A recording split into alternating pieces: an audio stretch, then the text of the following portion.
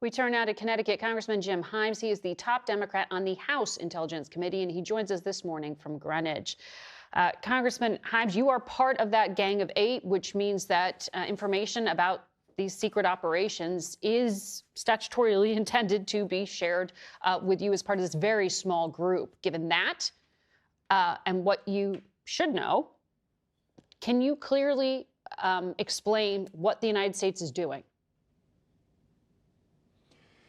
Yeah, by the way, I was delighted to hear that Tom Cotton, chairman of the Senate Intelligence Committee, has been in regular contact with the administration. I've had zero outreach, and no Democrat that I'm aware of has had any outreach whatsoever. So apparently we're now in a world where the legal obligation to keep the Congress informed only applies to your party, which is really something. But yeah, no, look, I know exactly where we are, Margaret. We're in the euphoria period of acknowledging across the board that Maduro is a bad guy and that our military is absolutely incredible. This is exactly the euphoria we felt in 2002 when our military took down the Taliban in Afghanistan, in 2003 when our military took out Saddam Hussein, and in 2011 when we helped remove Muammar Gaddafi from power in Libya. These were very, very bad people. By the way, much, much worse than Maduro in Venezuela, which was never a significant national security threat to the United States. But we're in that euphoria phase. And what we learned the day after the euphoria phase is that it's an awful lot easier to break a country than it is to actually do what the president promised to do, which is to run it. Yeah. And so, again, let's let my Republican colleagues enjoy their day of euphoria, but they're going to wake up tomorrow morning knowing, my God, there is no plan here any more than there was in Afghanistan, Iraq, or in Libya. Well, you heard the Secretary of State say, well, this is not the Middle East. There are conflicting statements from cabinet members. Hegseth told CBS, the President of the United States will absolutely be in charge here, and leaned into the idea of military options. President Trump said there will be an option of boots on the ground. Secretary Rubio, though, really just leaned into an oil quarantine here. What exactly is the point of leverage here? When do you expect to get answers? Do your Republican colleagues promise you that they will get some of these answers to the questions you have? Of course not, Margaret. I mean, look, you're seeing it on television today, right? 2/3 of my Republicans wake up every single morning, and the only question they have is, what can I do to prove my loyalty to the president today?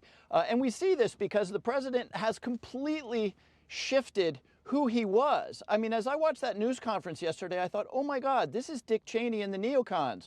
Not only are they taking out they're doing a regime change in a country, by the way, not a tier 1 threat to the United States, but that they just don't like. They're warning the other dictators. This is Dick Cheney in 2002 saying we're taking down Saddam Hussein. And by the way, Syria and Iran better watch out. And the fascinating thing about that, and why it's really hard to answer the question of where the hell they're going to go from here, is that the president won by promising MAGA and his own people that this kind of stuff was done, that the neocons were over. And here we are. That was Dick Cheney in the conference yesterday, deciding that the United States was going to, militarily change regimes and threaten other ones just because we don't like them. Well, but then the Secretary of State was talking about working with the regime and working with Maduro's number 2, who's now running the place, and other indicted criminals, according to the Southern District of New York, who are continuing to run Venezuela. So can you really say that's regime change if they're working with the regime? As you pointed out, it's not much, right? And, a loss to explain any consistency here. I mean, as you pointed out, Maduro was a very bad guy and an indicted Trump. 5 weeks ago, the pardoned bad and indicted drug traffickers. These guys get a pardon, them get the full make them New York. Yeah. I mean that there is no law. Maybe he believes that he work with the. But I mean, look again. Go back to. Congressman Himes, I'm sorry to cut you off here. I'm having a terrible time audio-wise. I'm going to take a break because hopefully our technicians can fix it in those 2 minutes. So please stay with us. We'll be right back.